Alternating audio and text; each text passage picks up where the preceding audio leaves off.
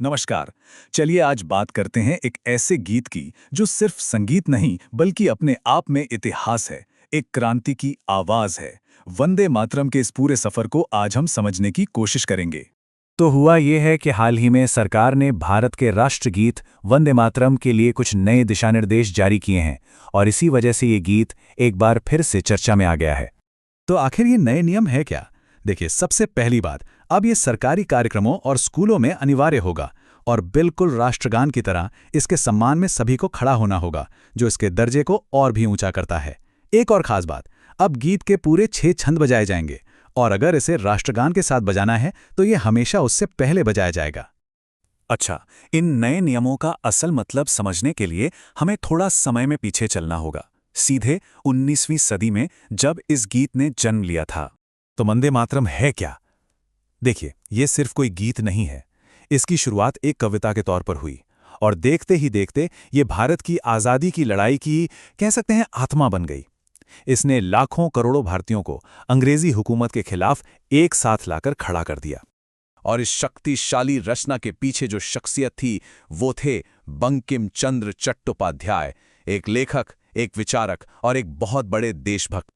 बंकिम चंद्र कोई आम लेखक नहीं थे। 1838 में पश्चिम बंगाल में जन्मे वो पढ़ाई में इतने तेज थे कि सिर्फ 14 साल की उम्र से ही उन्होंने लिखना शुरू कर दिया था। सोचिए, उन्होंने कानून की पढ़ाई की और डिप्टी मजिस्ट्रेट जैसे बड़े सरकारी पदों पर भी काम किया। वो अपने जमाने के सबसे पढ़े लिखे और तेज दिमाग वाले लोगों में से एक थे। और एक दिलचस्प बात यह है कि ये गीत एक बार में नहीं लिखा गया था। माना जाता है कि ये 3 स्टेजेस में बना। पहले एक छोटी सी कविता के रूप में, फिर इसका विस्तार हुआ जिसमें भारत को एक देवी माँ का रूप दिया गया, और आखिरकार इसका पूरा वर्जन उनके मशहूर उपन्यास आनंद मठ में छापा गया।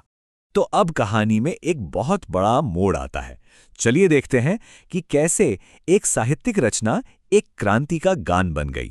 1882 में छपने के बाद इसका सफर मानो रॉकेट की तरह आगे बढ़ा। 1896 में इसे पहली बार एक राजनीतिक मंच पर गाया और गाने वाले थे खुद रविंद्रनाथ टैगोर। 1905 आते आते ये बंगाल विभाजन के खिलाफ आंदोलन की आवाज बन गया और आखिर में 1950 में इसे राष्ट्रगीत का ऑफिशियल दर्जा मिला। सोचिए, इस गीत में कितनी ताकत होगी कि अंग्रेजों को इससे डर लगने लगा और उन्होंने इस पर बैन लगाने की कोशिश की। लेकिन इसका असर उल्टा हुआ। सुभाष चंद्र बोस ने तो इसे अपनी आजाद हिंद फौज का मार्चिंग सॉन्ग बना लिया और ये पूरे देश में आजादी का नारा बन गया। तो आजादी के बाद क्या हुआ? इस गीत को इसका आधिकारिक सम्मान कैसे मिला? चलिए ये भी देखते हैं। ये तारीख इतिहास में दर्ज है, 24 जनवरी 1950।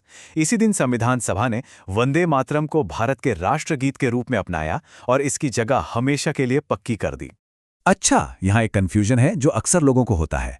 भारत के 2 बहुत महत्वपूर्ण गीत हैं, एक वंदे मातरम जो हमारा राष्ट्रगीत है और दूसरा जन गण मन जो हमारा राष्ट्रगान है। वंदे मातरम आज़ादी की लड़ाई की उस भावना का प्रतीक है। हाँ, इसके कुछ छंदों पर थोड़ी बहस हुई थी, इसलिए संविधान सभा ने इसके पहले 2 छंदों को आधिकारिक रूप से अपनाया और इसे जन गण मन के बराबर ही सम्मान दिया।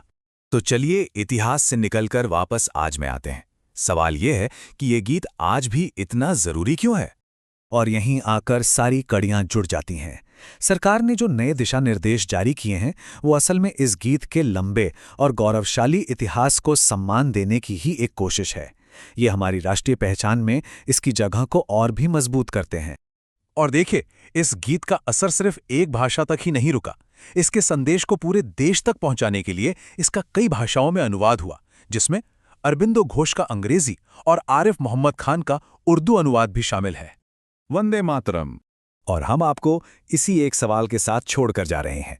एक गीत किसी राष्ट्र की आत्मा कैसे बन जाता है?